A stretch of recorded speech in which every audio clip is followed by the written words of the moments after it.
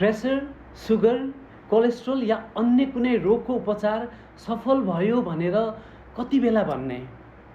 कस्तो अवस्थामा चाहिँ उपचारलाई सफल मान्ने?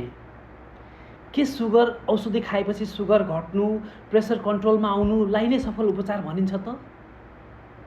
नमस्ते सम्पूर्णमा। आजको यो भिडियो एकदमै जानकारीमूलक छ।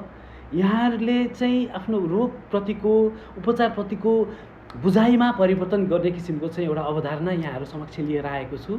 भिडियो अन्तिमसम्म हेर्नु होला, सेयर गरेर सबैजना माझ पुर्याउनु होला। हजुरहरूलाई म एउटा उदाहरण दिन्छु। प्रेसरको औषधि, सुगरको औषधि सुरु गर्नुभएको छ। सुगर प्रेसर चाहिँ अब कन्ट्रोलमा आयो। के यतिलाई नै उपचार सफल भएको मान्ने?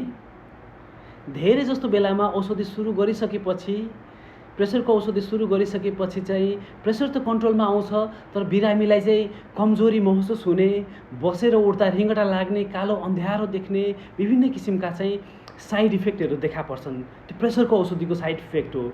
यसै गरेर सुगरका बिरामीमा चाहिँ अनावश्यक रूपमा सुगर घट्ने, कमजोरी महसुस हुने, मुटु ढुकढुक हुने, चिसो पसिना आउने, हाइपोग्लाइसेमियाका सिम्टम्सहरू देखिन्छन्। यस्ता किसिमका चाहिँ साइड इफेक्टहरू देखिन्छन्। हो, यो साइड इफेक्टलाई पनि सफल उपचारको अवधारणामा चाहिँ यो साइड इफेक्टलाई पनि मिनिमाइज गरेको हुनुपर्छ, न्यूनीकरण गरेको हुनुपर्छ। प्रेसर पनि कन्ट्रोल हुनु पर्यो, सुगर पनि कन्ट्रोल हुनु पर्यो र यस्ता किसिमका चाहिँ औषधिका साइड इफेक्ट पनि त्यति धेरै नहुनु पर्यो, कन्ट्रोल भएको हुनु पर्यो। दोस्रो नम्बरमा चाहिँ यस्ता रोगबाट चाहिँ आउने जटिलताहरू, भविष्यमा चाहिँ कम्प्लिकेसन्सहरू, भनौँ न सुगर प्रेसरले हाम्रो आँखामा असर गर्छ, मुटुमा, मस्तिष्कमा, मृगौलामा असर गर्ने हुन्छ। यस्तो कालान्तरमा चाहिँ यस्तो कम्प्लिकेसन्सहरू, जटिलताहरू भएको छ या छैन भनेर रेगुलर मोनिटरिङ भएको हुनुपर्छ, हेरिरहेको हुनुपर्छ।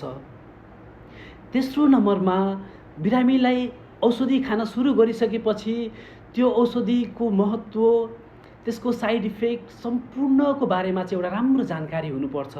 औषधि किन खाने, बिचैमा छोड्न सक्ने सम्भावना हुन्छ बिरामीले। यसको चाहिँ एउटा एजुकेसन, शिक्षा चाहिँ बिरामीले पाएको हुनुपर्छ उपचार सफल भन्नको लागि। यस्तै गरी अर्को महत्त्वपूर्ण कुरा भनेको चाहिँ आफ्नो खानपान र फिजिकल एक्टिभिटी, आफ्नो दैनिक जीवनशैली चाहिँ कस्तो हुनुपर्छ भनेर चाहिँ खानपान, जीवनशैलीको बारेमा चाहिँ पनि बिरामीले चाहिँ एउटा राम्रो, एउटा आधारभूत चाहिँ एउटा शिक्षा पाएको हुनुपर्छ। यो समग्र रूपमा सबै कुराहरूलाई समटिएर गरेको उपचारलाई चाहिँ एउटा सफल उपचार मानिन्छ। यो चाहिँ सन्देशमूलक लागे, जानकारीमूलक लागेमा चाहिँ सेयर गरेर सबैजना माझ पुर्याउनु होला है त। नमस्ते।